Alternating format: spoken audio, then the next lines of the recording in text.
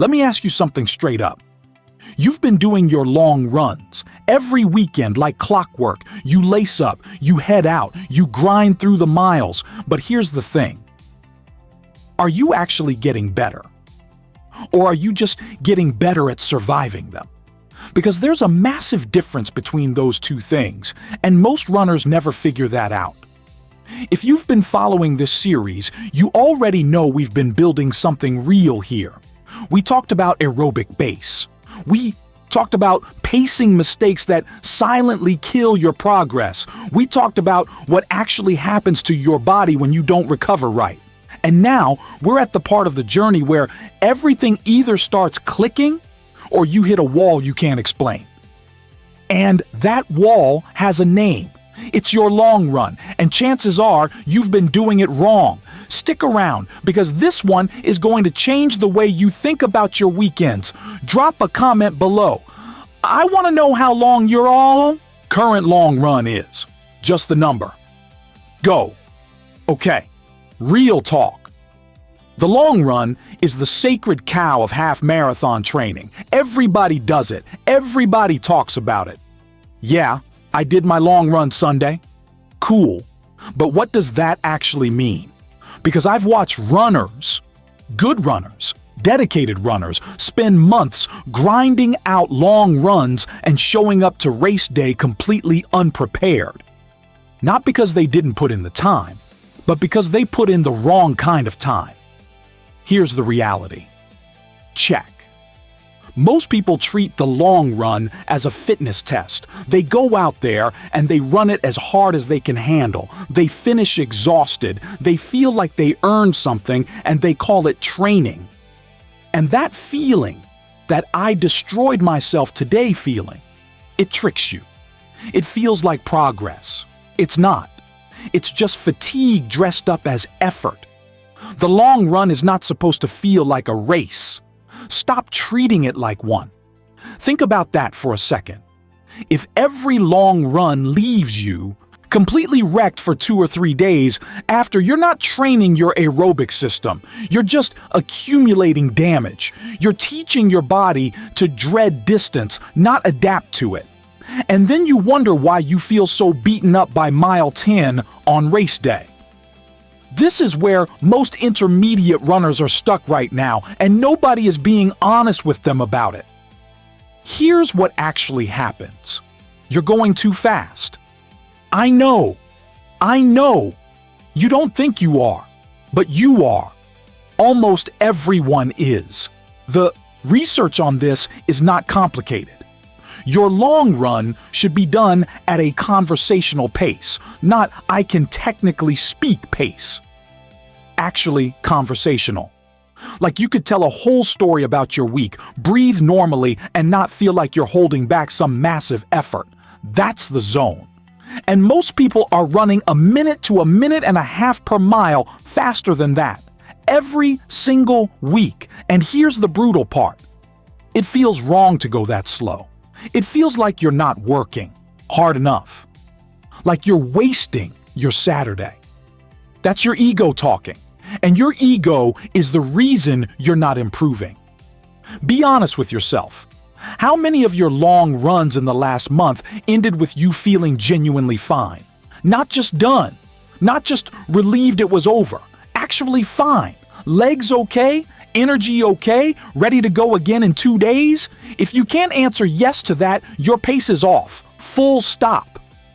Now let's talk about the excuses, because I've heard them all. I run slow enough. No, you don't. You run at what feels slow. That's different. Feelings lie. Your GPS doesn't. Go back and check your pace on your last long run. Then look up an honest, easy pace calculator based on your recent race time. I'll bet there's a gap. A real one. But I'm building mental toughness. Oh, this one. This is the favorite. Running yourself into the ground every weekend and calling it mental toughness training. Listen, there is a place for suffering and training. It exists, but it's not in every single long run. Mental toughness built on chronic fatigue is just stubbornness, and stubbornness doesn't cross finish lines faster. Smart training does. I don't have time to run slower. I need to get the miles in. Okay? So your logic is that doing the miles wrong is better than doing them right because you're short on time. Let me translate that. You're spending hours every weekend training in a way that's actively limiting your progress, and you're defending it because of time. Ridiculo. If you're going to put in the time, put in the right time. Going slow messes with my confidence. And blowing up at mile 11 on race day doesn't? Come on. Here's what I actually want you to understand about this. The long run works through accumulated aerobic adaptation. That's not a fancy phrase. It just means your body gets better at using fat for fuel, your heart gets more efficient, your slow twitch muscle fibers get stronger, your connective tissue adapts to the load. But all of that happens at low intensity over time. You can't rush it by going harder. Going harder just breaks the mechanism. When you run your long run too fast, you're recruiting muscle fibers that are meant for speed work. You're burning through glycogen instead of training your body to spare it. You're turning a building session into a demolition session, and then you do it again next week and the week after. And you wonder why mile 12 still feels like the end of the world. Here's what actually works. Keep the pace genuinely easy. Protect that. It's not negotiable.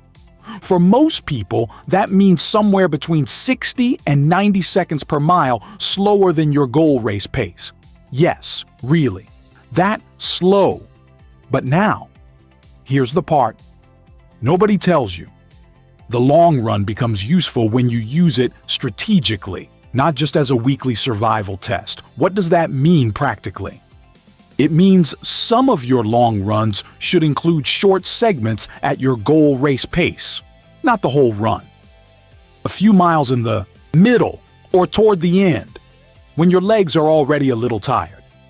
That's the training stimulus that actually translates to race day. Running at pace when you're not fresh.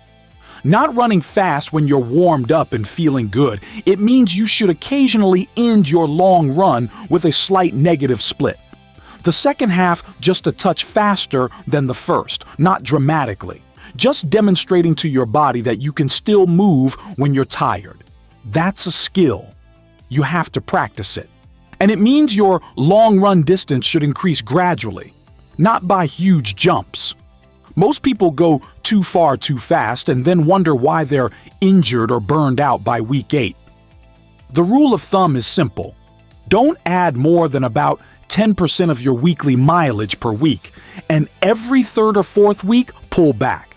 A down week isn't weakness, it's where adaptation actually happens. Now me diga, when was the last time you had a down week, a real one, where you cut the volume and let your body absorb everything you've been throwing at it?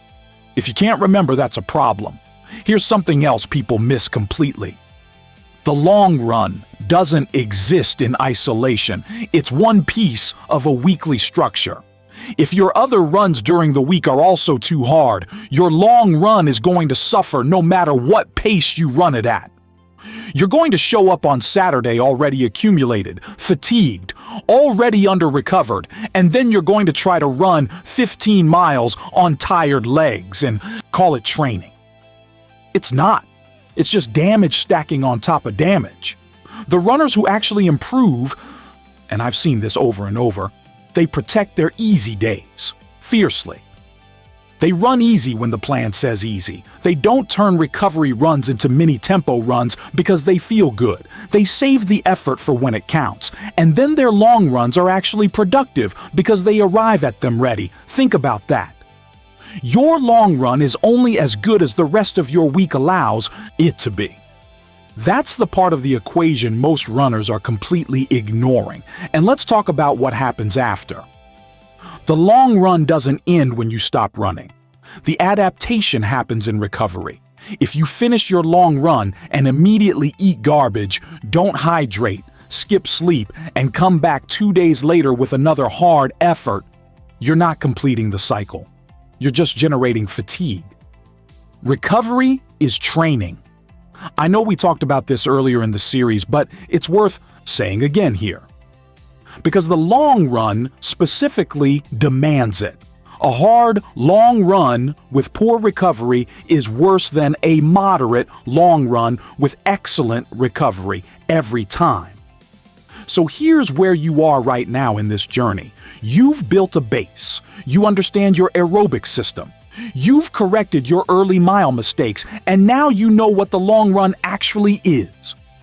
A low-intensity, high-volume stimulus designed to build endurance from the inside out. Not a weekly suffering contest, not a test of your toughness. A tool. And like any tool, it only works if you use it correctly.